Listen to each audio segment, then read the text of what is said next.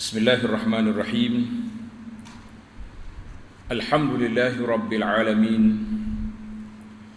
Wassalatu wassalamu ala al-mab'uthi rahmatan lil alamin. Nabiyyina wa habibina wa qudwatina Muhammad ibn Abdullah wa ala alihi wa sahbihi wa man sar ala nahjihi wa ihtada bihadihi wa istanna bisunnati ila yaumiddin. Amma ba'du. Muslimin dan muslimat, para pencinta ilmu, Assalamualaikum warahmatullahi wabarakatuh. Alhamdulillah, syukur kita kepada Allah Azza wa Jalla pada hari ini 28/11/2022 kita dapat teruskan pengajian kita dalam kitab Al-Mu'inul Mubin jilid yang kedua. Para jemaah sekalian, kita masih lagi dalam bab Salatul Janazah, ahkam al-janaiz, hukum yang berkait dengan jenazah. Kita dah bincang panjang dah dulu dalam perkara yang keempat, iaitulah perkara yang solat jenazah. Dalam bab solat jenazah, perkara yang ketiga, yang pertama mandi, yang kedua kafan, yang ketiga solat. Jadi kita ni, perbincangan kita masih lagi dalam perkara yang ketiga, iaitulah menyembahyangkan jenazah. Sambungnya kita pada kali ini iaitu solat sembahyang anggota mayat. Jadi mayat ni mati, terputus, kena makan ke benda-benda ke, ataupun apa saja kes yang terjadi, tinggal tangan ke tinggal kaki saja, tinggal kepala saja, nak solat ke tidak. Ni tengok kitab nombor muka surat 32, muka surat 32. Tajuk dianya, kalau didapati sekerat anggota seseorang yang diketahui matinya, hendaklah disembahyangkan sesudah memandikannya. Kita jumpa tangan dia saja, atau kepala dia saja, kaki dia saja. Kerana pada hakikatnya itu adalah menyembahyangkan mayat yang gaib. Jadi seolah-olah kita sembahyang mayat gaib. Sebab ada cebis daripada anggota dia tu. Jadi kita kena solat jenazah yang sedemikian itu. Manakah dalil?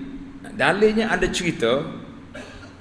cerita seorang bernama Abdul Rahman bin Attab bin Usaid bin Abil Ais bin Umayyah. Panjang nama dia ni. Siapa dia ni? Mak dia, ibu dia Juwairiyah binti Abi Jahal. Dia ni orang panggil cucu Abu Jahal, tapi dia Islam.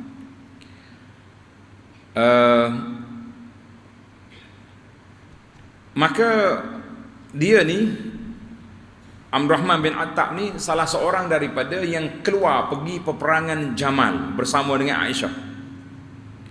Dia jadi imam pada masa itu. Wa qutila, dan dia terbunuh dalam peperangan Jamal. Peperangan yang sangat menyayatkan hati umat Islam lah, sebab dia berlaku Islam sama Islam, tentera Muawiyah dengan tentera Sayyidina Ali.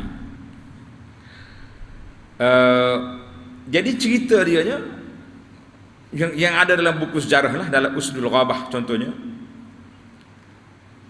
Kemudian burung ambil tangan dia, bawa terbang balik ke Madinah. Cerita ni, bila siapa tangan jatuh di Madinah, orang tengok, ni tangan Abdul Rahman bin Attab. Sebab di jari dia tu ada cincin dia. Orang kena cincin dia.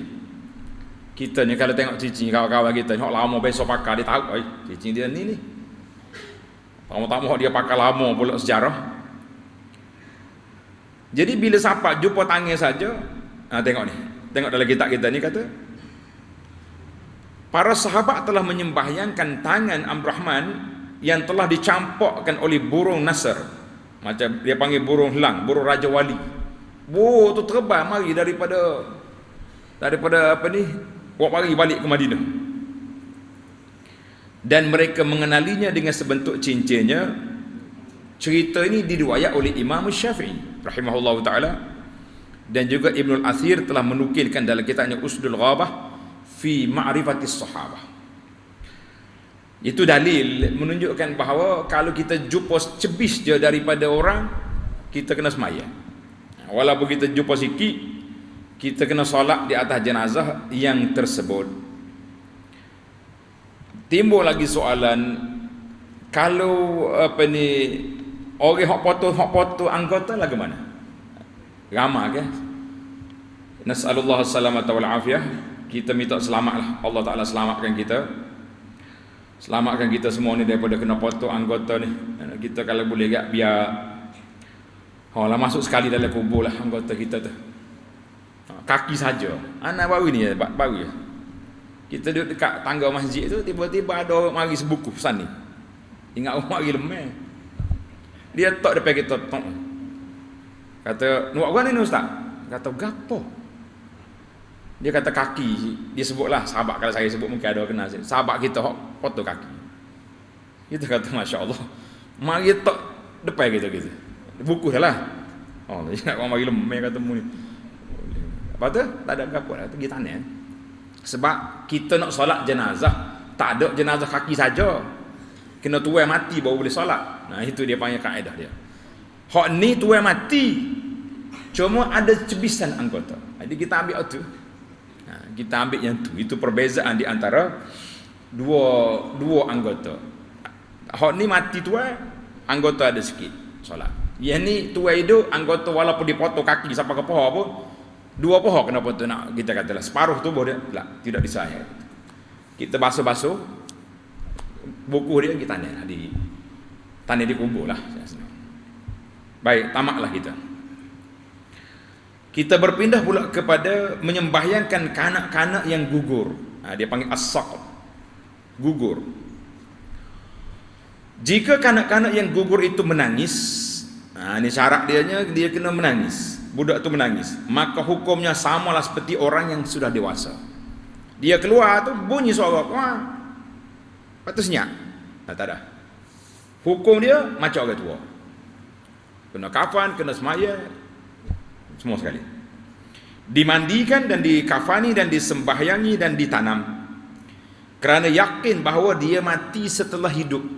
Dia mati setelah hidup. Itu beza dia. Demikian juga hukumnya, meskipun dia tidak menangis, tetapi ada tanda-tanda hidupnya, seperti bergerak dan sebagainya. Budak ni tak bunyi suara, keluar tu tapi bergerak. Bidan tengok dia bergerak.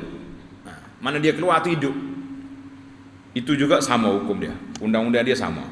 Sebab dia waktu dia keluar tu dia hidup. Kalau tanda-tanda hidup tiada kelihatan, tidaklah disembahyangkan. Jadi kalau tak ada tanda hidup, tak payah sembahyang.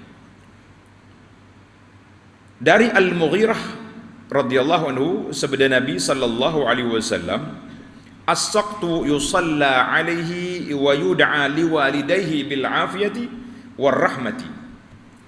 Kanak-kanak yang gugur itu disembahyangkan dan didoakan untuk kedua ibu bapanya dengan kesihatan dan rahmat.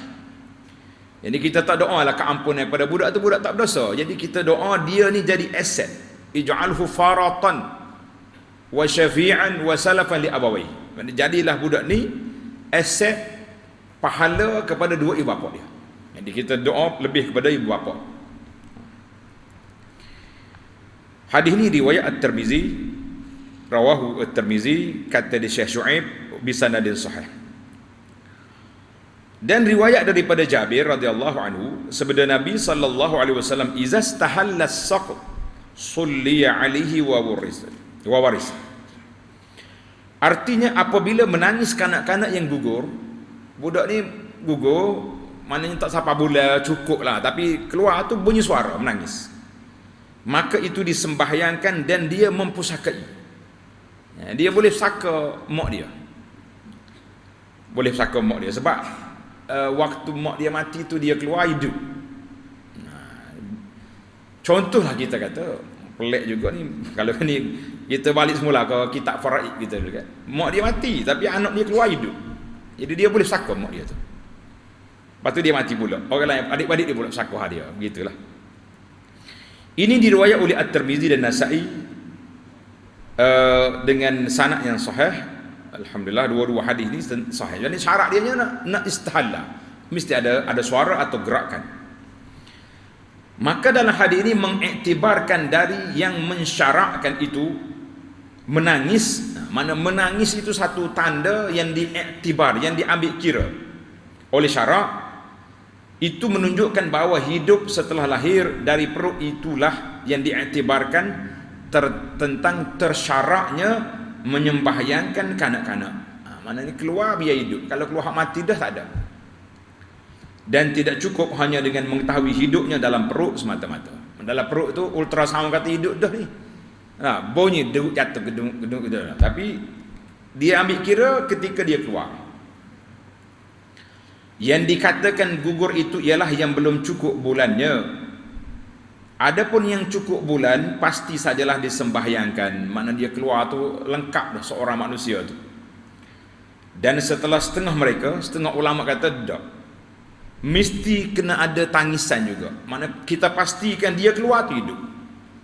Sebagaimana kata orang bila dia keluar tu hidup barulah dia boleh bersaka dan disolat. Dia ada khilaf itu.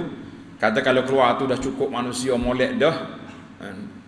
Jadi itu yang dikatakan orang keguguran. Gugur tu maknanya tak cukup bulan. Kalau tak cukup bulan orang panggil beranak. Baiklah, tamaklah kita dalam bab masalah gugur. Kita berpindah kepada hukum orang mati syahid. Mati syahid pula. Orang yang syahid, apa dia makna syahid? Makna orang yang mati kerana perjuangan fisabilillah. Itu berjuang kerana Allah, mati dalam peperangan. Itu nama dia syahid. Orang yang syahid, syahid makrakah dia panggil ni. Tidaklah dimandikan dan tidak disembahyang. Tak payah mandi, tak payah salat. Habis kita ambil dia dengan baju dia, dengan darah dia tu, kita balut dengan kain lain, tanam.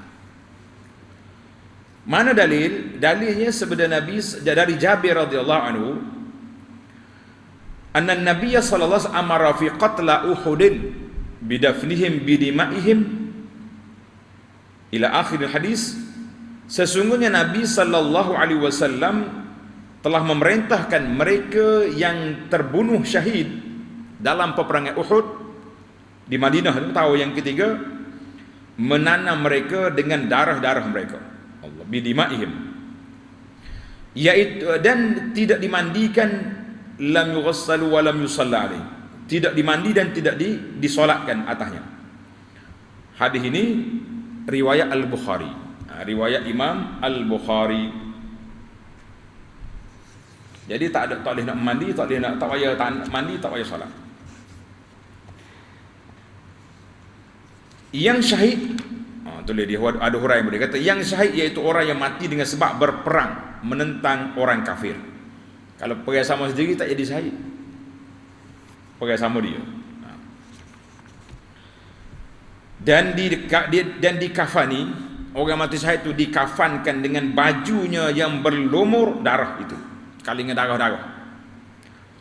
Dari Jabir radhiyallahu anhu katanya rumiya rajulun bisamin fi sadrihi aw halqihi famata. Seorang laki-laki telah terkena panah. Dalam peperangan dia kena panah. Di tengkuk dia, di halqum dia, lalu mati. Maka dia pun digulung dalam pakaiannya begitu saja.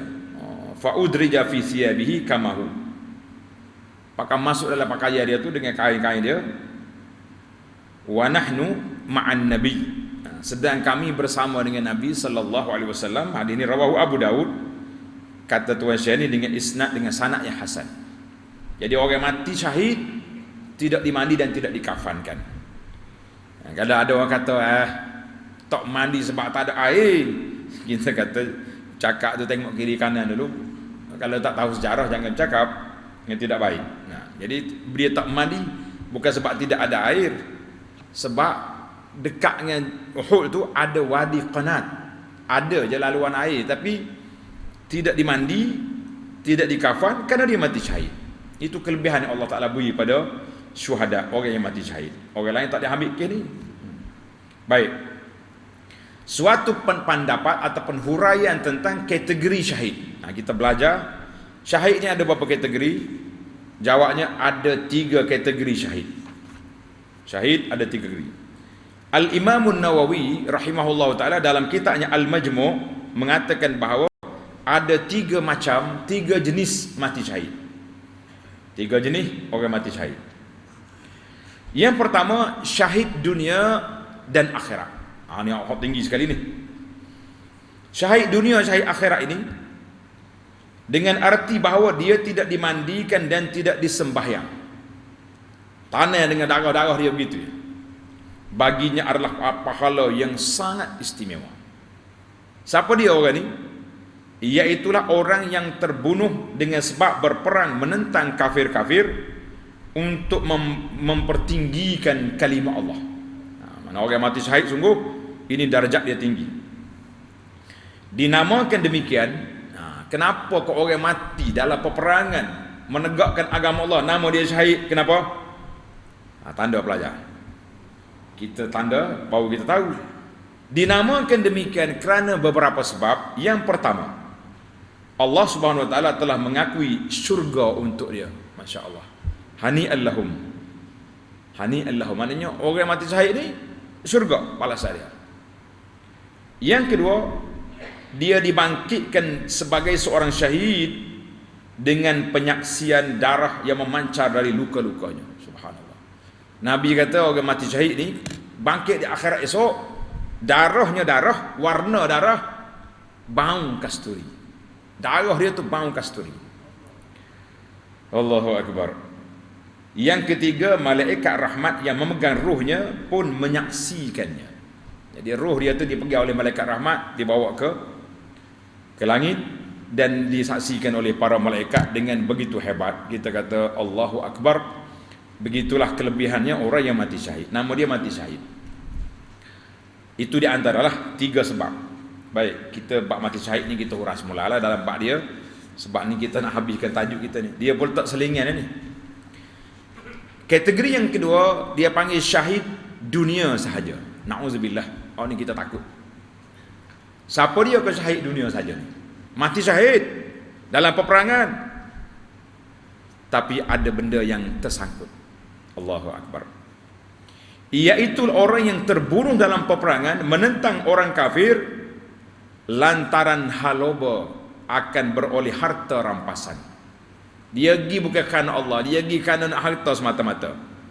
Atau lantaran hendak megah, nak seorang nampak hero. Oh, al-batal, orang hero. Atau seorang yang sedang lari, az-zahfu, lari daripada medan perang, kena senjata, mati.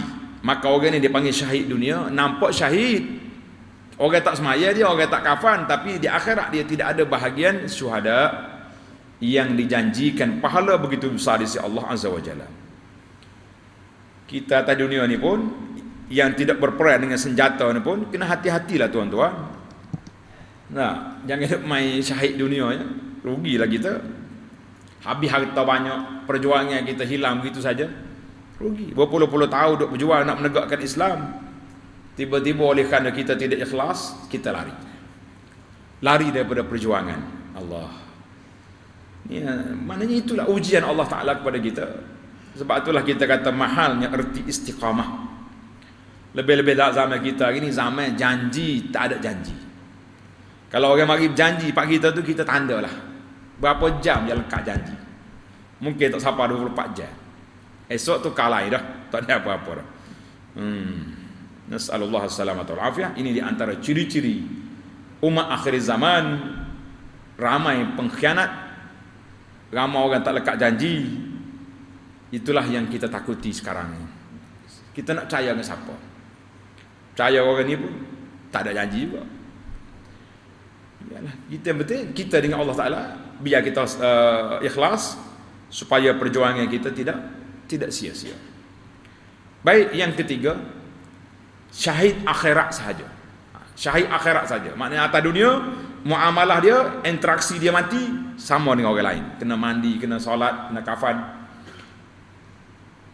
Tapi pahala akhirat syahid.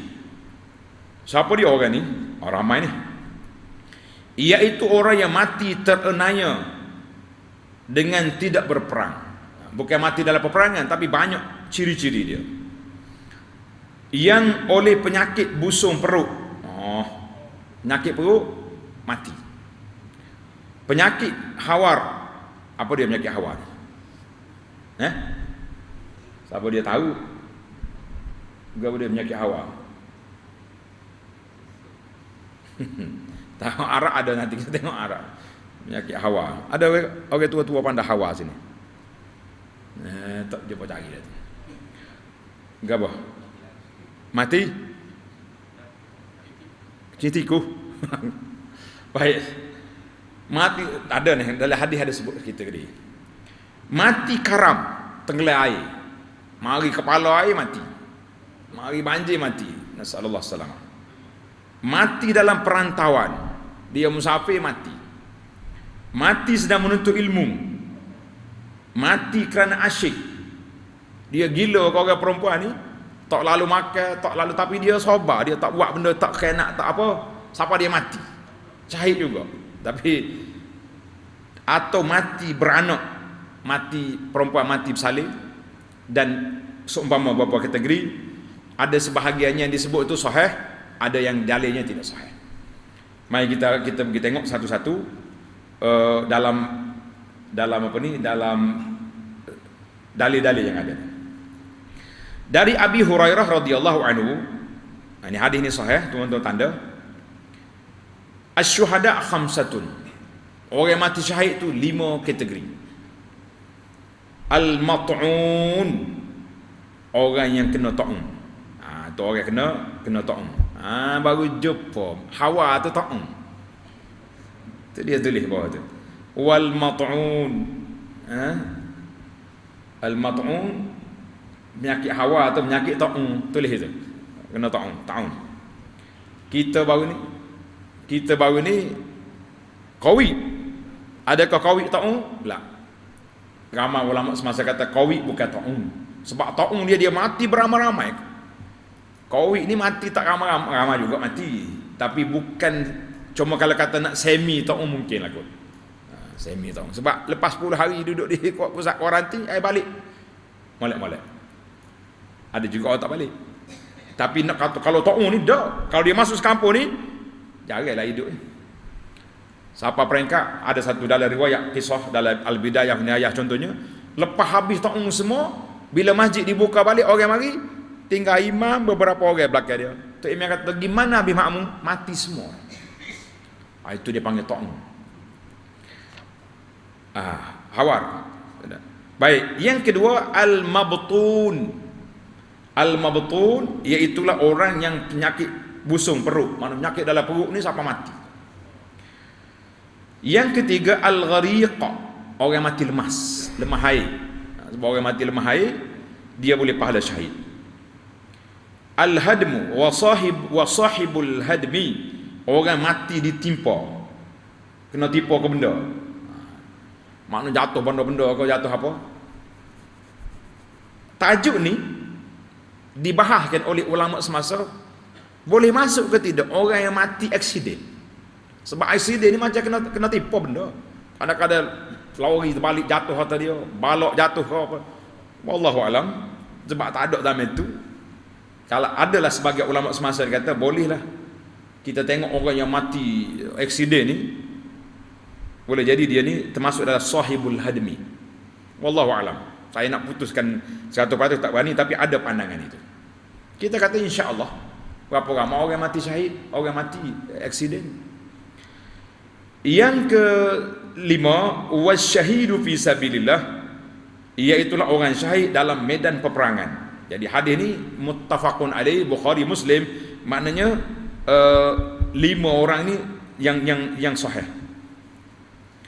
Baik dalam riwayat lain pula, riwayat At-Tabarani, Dalam riwayat Tabarani lain pula, dia punya ada tambahan, dia kata al-mutaraddi syahidun.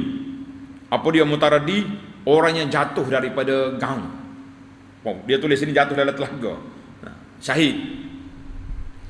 Wasal. Apa dia penyakit asil ni? Penyakit yang sakit paru-paru. Penyakit paru-paru, syahid. Wal gharib, orang yang dagang, orang yang terasing, musafir mati sore di dalam perjalanan. Wal hariq, dan yang terbakar, mati terbakar, syahid. Cuma hadis ni dhaif. Hadis Tabarani ni dhaifun jiddan, kata di muhakkik dia.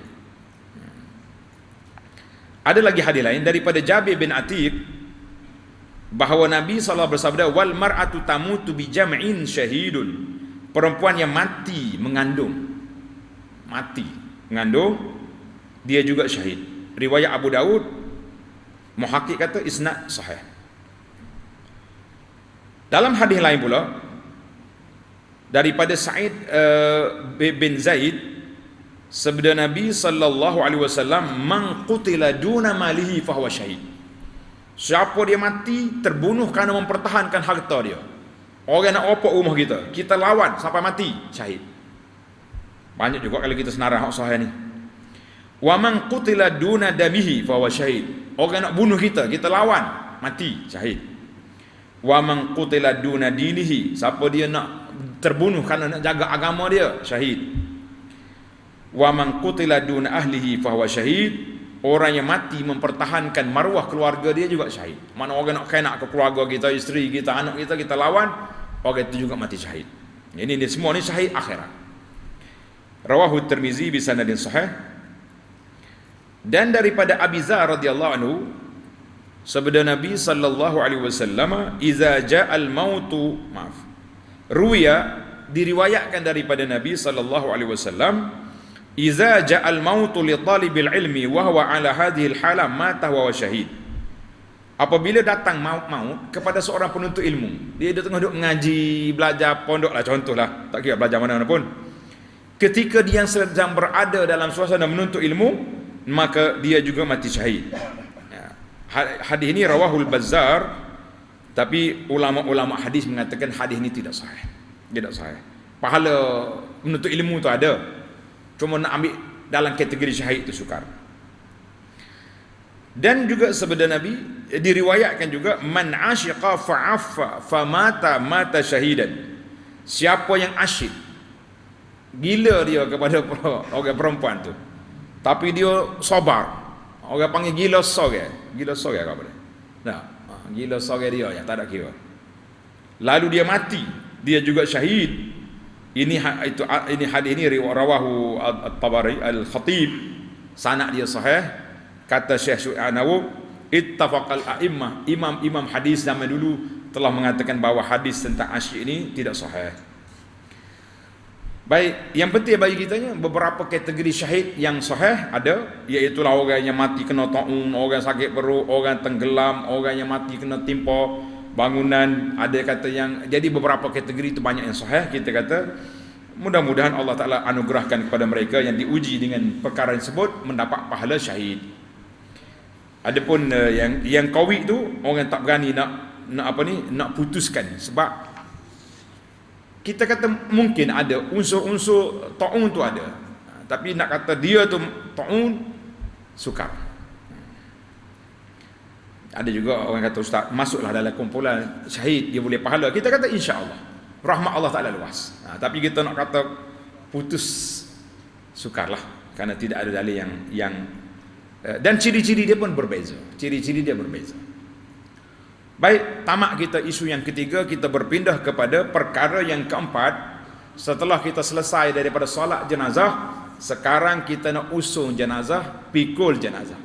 Tulis, perkara yang keempat, memikul jenazah, bawa ke kubur.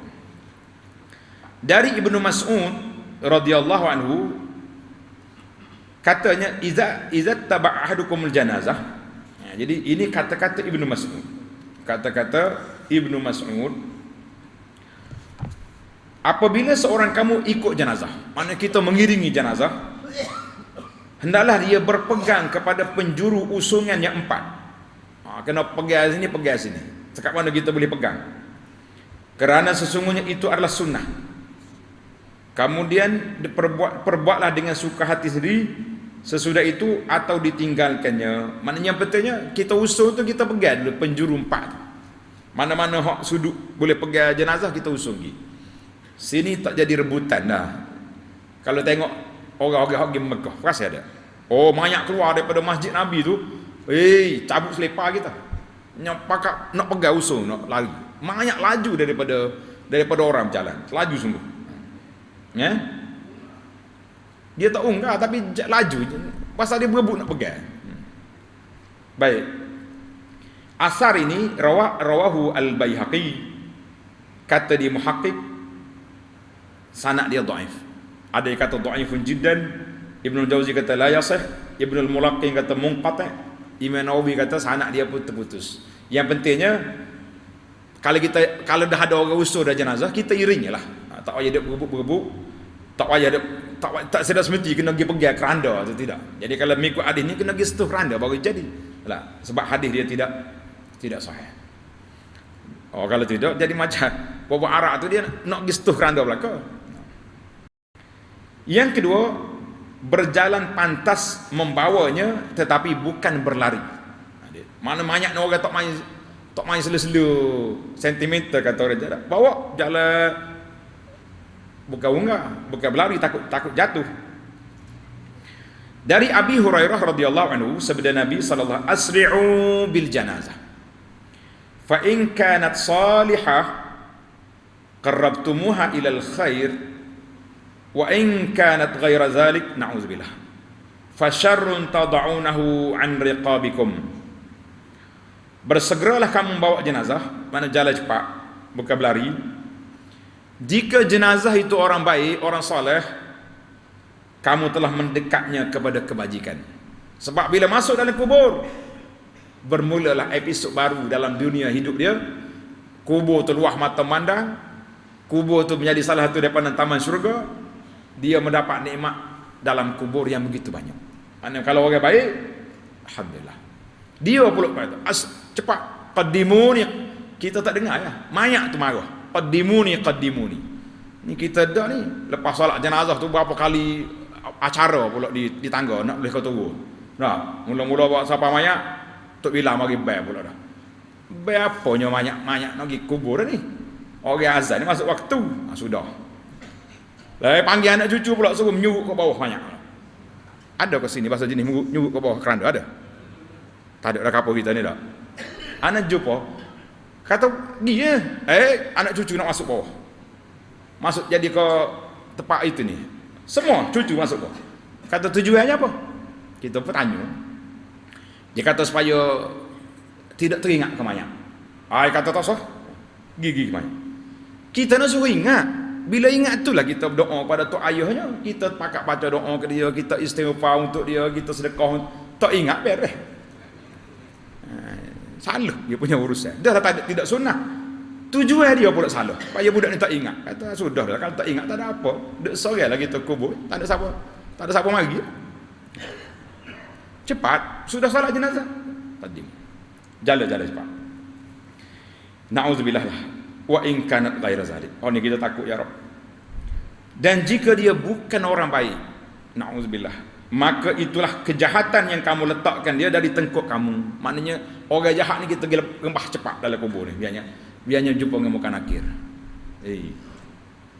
Kita baca hadis-hadis gini tak bimbel kita ni kategori mana. Allahu akbar. Hadis ni muttafaqun alaih. Kata al-Imam al-Hafiz Ibn Hajar, sunat bersegera membawanya tetapi bukan hingga ke perbatasan yang mungkin menimbulkan kerosakan pada jenazah atau menyusahkan mereka yang memikul dan yang mengiringinya. Mana bukanlah berlari. Jadi kita jalan biasa tetapi laju. Tidak duduk tidak duduk slow-slow sangat.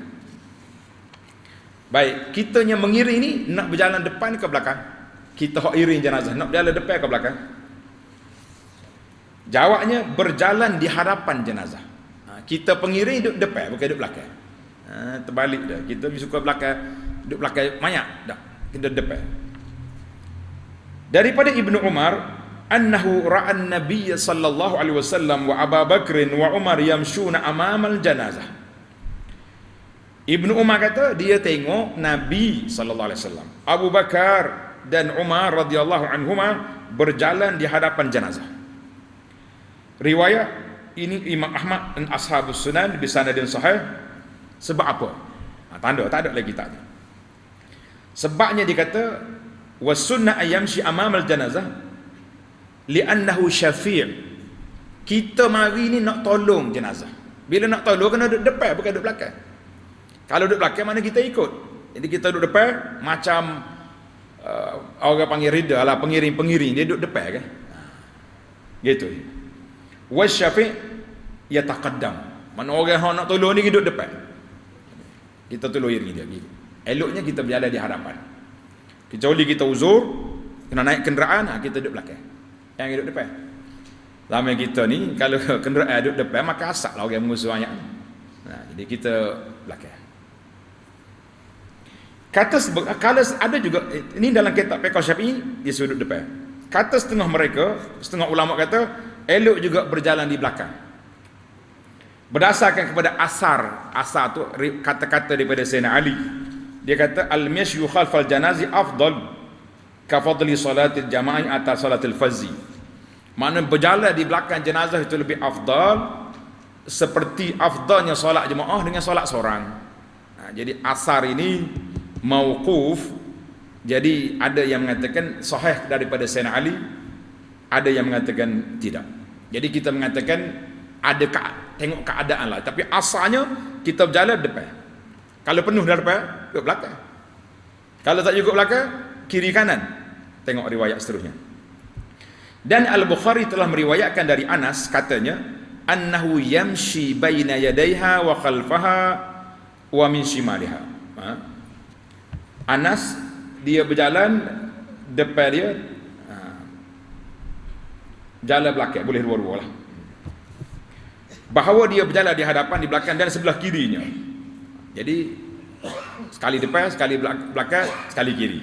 Kita mengatakan ini tengok kepada keadaan. Tetapi yang riwayat yang sahih yang awal tadi, Nabi kita berjalan di hadapan. Dalam kitab Fiqh Mazhab Syafi'i pun dia letak suruh kita berjalan di hadapan. Baik. Mengikut jenazah dengan perasapan. Jangan dibawa kemian. Kemian ni kita pasal dah rumah tadi waktu nak urus jenazah. Takut bau mayat apa kita boleh pasal. Tapi waktu jalan tidak boleh. Dari Abi Burdah katanya, "Ausa Abu Musa hina hadarahul maut faqala la tattabi'uni bi mijmarin." Qalu au sami'ta fihi syai'an? Qala na'am min Rasulillah sallallahu alaihi wasallam. Abu Musa Al-Ash'ari dia berpesan ketika dia nak mati. Dia kata jangan kamu ikuti mayat aku ni dengan berasap, maknanya kemian lah, dengan kebakar apa, jangan ikut. Jadi murid-murid dia, sahabat dia tanya, ada kamu dengar daripada Nabi sallallahu alaihi wasallam larangan ini? Qala na'am. Ya, aku dengar daripada Nabi sallallahu alaihi wasallam. Jadi para ulama hadis kata oleh kerana dia angkat ke Nabi, maka dia jadilah satu sunnah tidak mengikuti jenazah dengan kemian-kemian ataupun apa-apa saja. Hadis ini diriwayat oleh Ibnu Majah dengan sanad yang hasan. Hadis ini menunjukkan tidak harus mengikuti jenazah-jenazah dengan perasapan dan sebagainya, kerana jadi demikian itu adalah dari perbuatan zaman dulu sebelum Islam. Zaman pokok jahiliah dululah. Cara ini telah dihapuskan oleh Nabi sallallahu alaihi wasallam dan diberi amaran supaya jangan diperbuat lagi. Banyak lagi ni. Ana rasa cukuplah setakat ni. Kalau tuan-tuan nak panjang lagi tentang adab-adab jenazah ni, kita tengok dalam kitab kita. Sama ada tuan-tuan buka rakaman yang ana syarah kepada kita, nama dia Al-Fiqhul Manhaji jilid yang pertama, di ujung bab jenazah. Lebih panjang lagi dalam kitab Al-Mu'tamad. Kitab Mu'tamad ni kita baca dia 150 siri. Untuk jenazah saja beberapa belas siri, termasuklah ada mengikut jenazah. Jadi tuan-tuan rujuk di sana. Cuma satu lagi saya nak tambah di sini, sebab ramai orang duk tanya. Bila orang tanya kita kena jawab, kalau tak jawab dia marah.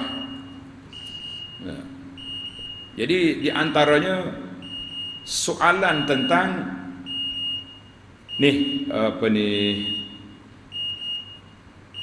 orang perempuan ni bila mati suami. Tanda dia. Orang perempuan yang kematian suami, bolehkah dia ikut jenazah pergi ke kubur? Sekarang ni nampak macam satu trend, fenomena. Habis dia mak dia pergi, anak-anak dia duduk belakang pergi. Anak-anak pula masuk pada dalam kubur ni masuk. Hak perempuan lah, laki-laki memang kena pergilah. Masuk dalam kubur tu. Yang kita duk bincang ni tentang anak perempuan, adik-beradik perempuan. Maka terdapat larangan Nabi sallallahu alaihi wasallam sebagaimana kata di Ummu Atiyah, nuhina an ittiba'il janaiz wa lam ya'zim alaina. Kami dilarang ikut jenazah ke kubur, tapi bukanlah larangan itu keras.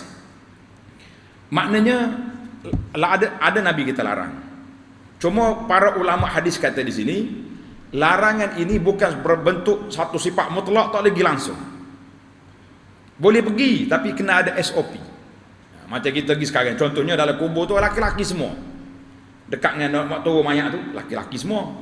Anak-anak perempuan duduk jauh lah dulu. Duduk tepi pagar dekat luar, tengok dulu. Kalau kubur tu kecil, duduk pagar dulu. Ni kadang-kadang kita rasa susah. Dia mari sampai tepi kubur, macam dia tu nak masuk dalam kubur. Budak-budak perempuan ni, mek-mek kita ni. Jangan. Tolonglah maklumkan keluarga, kalau ada kematian, anak-anak pengiring-pengiring wanita duduk jauh. Manakala habis dah orang bumi semua kali pelaki-laki balik dari nak pergi ziarah, nak pergi nak pergi doa dekat kubur tu boleh lah. Jadi jangan buat. Jadi kita kena ingat, kita ni pergi kubur nak mengatau orang mati. Kita pun kena ingat kita pun nak mati.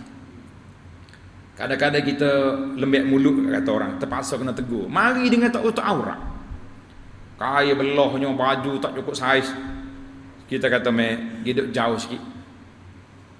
Terseksanya orang dalam kubur ni dengan perangai mu mari sini ni. Kalau hak perempuan tu anak dia sendiri, arwah ni tak larang anak dia, tak nasihat anak dia, membawa share lah dia ke dalam kubur. Atas dunia ni kena pesan ke anak-anak, tutup aurat baik-baik. Walaupun anak yang sudah kahwin, tanggungjawab kita. Jangan kata itu kerja suami dia. Tak, kerja suami dia beri makan, kerja suami dia jaga menafkah zahir dan batin. Kerja kita nasihat, kerja kita bimbingan, kerja kita mendidik anak-anak kita. Kalau tak dengar kata juga pesan, aku wasiat, mu jangan pergi kubur aku, jangan iringi jenazah aku dengan pakaian yang tidak patut syariahnya. Pernah kita pesan anak kita, tak ada orang pesan lagi tu. Kena pesan. Kalau tak dengar kata lah, kalau dengar kata alhamdulillah. Tapi bila pergi kubur pun SOP dia nya jangan masuk ke dalam kawasan kubur ketika orang laki-laki sedang sibuk dengan menurunkan mayat dalam kubur, supaya tidak ada pergaulan bebas. Ini kubur, bukannya supermarket. Mari nak pakai duduk tumah situ belakang, jangan. Itu untuk secara umum. Adapun isteri, tengok ni. Kata di amma iza kanatil janazah lil azwaj. Kalau si mati tu suami, isteri dia, fala yajuzu lil mar'ati an takhruja min baitiha li huduril janazah. Ini dalam kitab kita. Sekiranya suami yang mati itu suami, maka tidak harus bagi isteri dia ikut jenazah ke kubur, li'annaha mu'taddah, kerana dia sudah beredah. Orang beredah tak boleh keluar dan tidak ada keperluan. Itu dalam kitab kita, kitab fiqh mazhab Syafi'i. Adapun fatwa Malaysia, beberapa majlis fatwa orang Malaysia ni sebenarnya kita tengok, contohnya fatwa di wilayah ni. Dia kata kami berpendapat cukuplah wanita itu tukar di rumah. Jika ingin solat jenazah, solat saja di rumah dan tidak mengikut jenazah ke perkuburan. Ini bagi menghormati hukum ihdad, hukum berkabung, dalam tempoh iddah bagi wanita yang kematian suami. Jadi dia bila tamat iddah nanti pergilah nak pergi ziarah kubur. Tidaklah dia larangan, walaupun ada khilaf, tapi kita pilih pandangan wanita boleh ziarah kubur kerana hadis Aisyah radhiyallahu anha ketika dia tanya tentang ziarah kubur, Nabi kita ajak dan Nabi kita tidak larang. Ini ada fatwa lain pula ni kata fatwa kerajaan negeri 9 dia kata. Mengiringi jenazah suami ketika sedang menjalani iddah kematian tidak termasuk dalam keperluan yang diharuskan untuk wanita yang sedang berkabung, berihdad. Oleh itu, wanita yang sedang berihdad tidak harus mengiringi jenazah suaminya ke kubur. Itu dia panggil pandangan fatwa semasa untuk beberapa fatwa Malaysia. Dalam kitab fiqh kita sudah jelas. Wallahu alam, itulah nasihat saya. Setakat yang kita boleh bagi nasihat.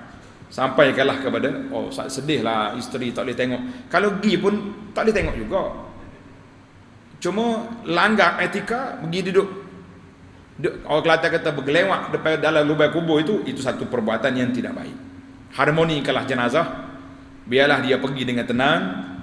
Isteri dia yang berkabung duduklah di rumah. Anak-anak perempuan, keluarga perempuan yang pergi duduk ikutlah dengan sopan, berpakaian tutup aurat balik-balik, jaga SOP, jangan duduk rempuh dalam kawasan laki-laki. Mudah-mudahan Allah Ta'ala rahmati arwah si mati ini, masuk dalam kubur dengan aman dan mendapat raudatun min riyadil jannah.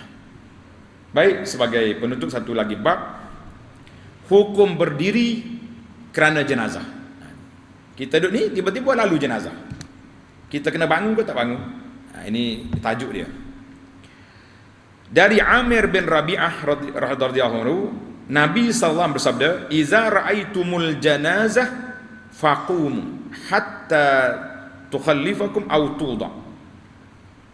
Apabila kamu tengok jenazah, kamu bangun. Bangun berdiri. Sehingga jenazah itu berlalu ataupun jenazah telah letak di kubur. Hadis ini rawahul Bukhari. Satu. Jadi ada kata kalau kita ikut jenazah jangan duduk. Kubur tu berdiri. Ni masyarakat kita hari ni dah. Jenazah tak siapa lagi dia duduk dah atas kubur. Lah, khata. Kita berdiri.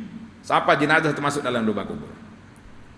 Kecuali orang sakit lutut, sakit gaut, sakit tak boleh diri, itu kita uzur, kita lain. Tapi adabnya kita berdiri pada waktu itu. Jangan duduk cepat. Hatta tudah, sehingga mayat itu diletak, dia masuk, barulah kita duduk. Baik.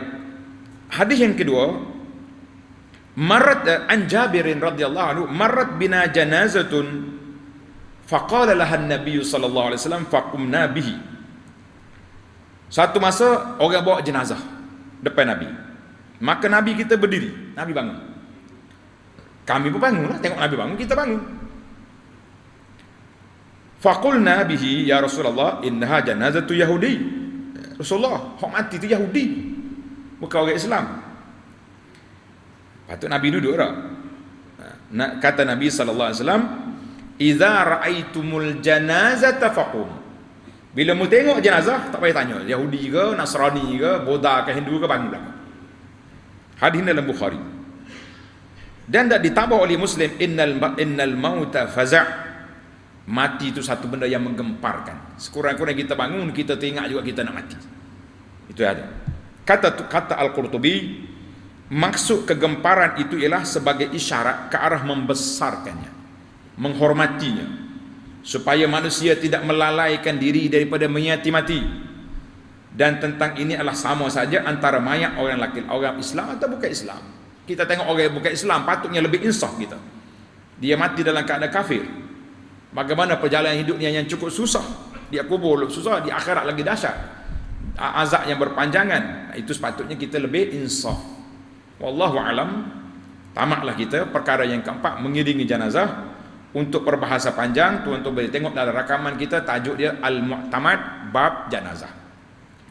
InsyaAllah dalam siri yang akan datang kita akan masuk perkara yang kelima, menanam mayat. Kita nak tanam adalah sesah dah kita bawa ke kubur, InsyaAllah kita akan kebumikan pada siri yang akan datang. Subhanakallahumma wa bihamdika asyhadu an la ilaha illa anta astaghfiruka wa atubu ilaik. Wa sallallahu ala nabiyyina Muhammadin wa ala alihi wa sahbihi ajma'in walhamdulillahi rabbil alamin. Wassalamualaikum warahmatullahi wabarakatuh.